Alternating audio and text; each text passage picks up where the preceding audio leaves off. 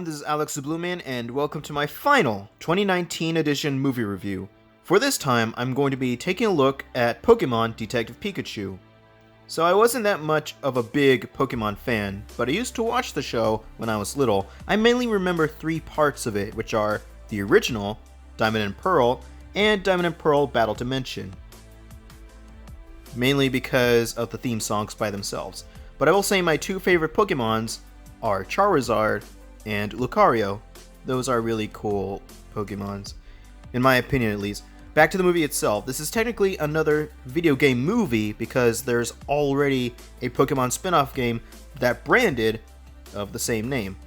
I never played it myself because I didn't play the games, but like I said, I watched some of the shows. With all that said, for my top 10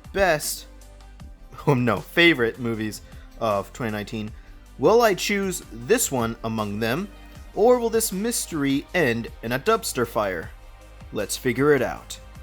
As with my review for Dragon 3, this will contain some spoilers since the film has been out for months now, so be warned. In the movie, a boy named Tim realizes his father, quote-unquote, passed on, then is visited by a talking Pikachu, and they have to become a duo of detectives to figure out if he's still alive and out there in hiding. As I said, I have never played the game in order to make comparisons, so to fix that problem, I'm going to have to see this film as its own thing. And here we go. The very best thing when it comes to this movie is the Pokemon themselves. They're the best parts of the movie. There are quite a lot of them shown either in the foreground or in the background. Even some that I have never heard of, like those purple monkey things with hands on their tails, in which I have forgotten the name already. For my favorite moments were, for one, that moment with a Mr. Mime. He just does what a mime does, except he takes it on a literal level. Then Tim and Pikachu play it as its own game by pretending to pour gasoline on him. Sounds extreme as it sounds, but it's fitting. The next moment I like are the moments with Mewtwo.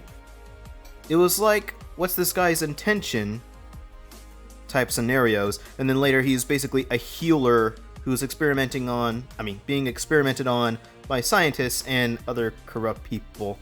Cliche as it sounds, I know. It pretty much sounds like Stranger Things, but Pokemon edition. Finally, a more emotional moment. Let's see. Pikachu is injured and wet, so Tim has to find a way to heal him, hence where Mewtwo comes in one of those moments. Enjoyable as the rest of the film is, it knows it does need a more emotional impact moment to get the audience to care more for Pikachu.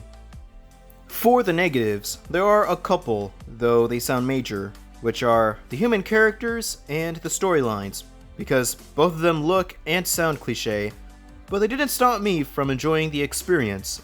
In films like these, it's those cases of, quote-unquote, the storylines don't matter if you want to see stuff in action. It's the same cases when it comes to the Godzilla movies, so those flaws, I don't mind. For the characters themselves, they're more of the weaker links, like I said, because they're one note and that's it.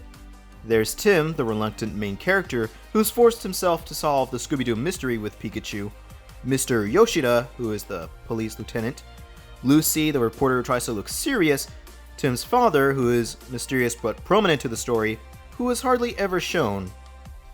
Well, by hardly I mean rarely. And Shady CEO, whose name I have forgotten, who wants to capture said healer, the list goes on. Pikachu for the most part feels like an actual character because he has a lot to do and even say, for the most part. Although it was great seeing him say Pika Pika a couple of times. One of those cases it's hilarious. That's pretty much all I have to say about these characters. They're one note, so there's not much to go on from there. I think it's safe to say this is now among the better video game movies for me. It's right up there with 2018's Rampage, at least in my opinion. As a casual Pokemon fan myself, I wouldn't call myself a big one, this is another enjoyable movie. So if you're a Pokemon fan and haven't watched this film yet, try to watch this as soon as you can, or, for non-fans, it wouldn't hurt to give it a watch. So, I'm going to give Pokemon Detective Pikachu a 7.5 out of 10.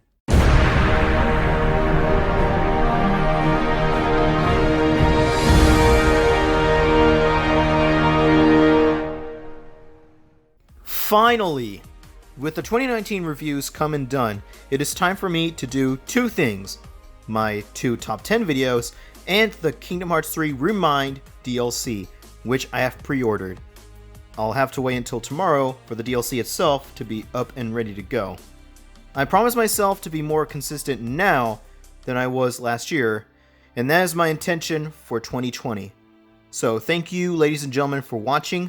Don't forget to like this video, comment down your thoughts on this movie if you've seen it, and as usual, I hope you all have a great Blurific day.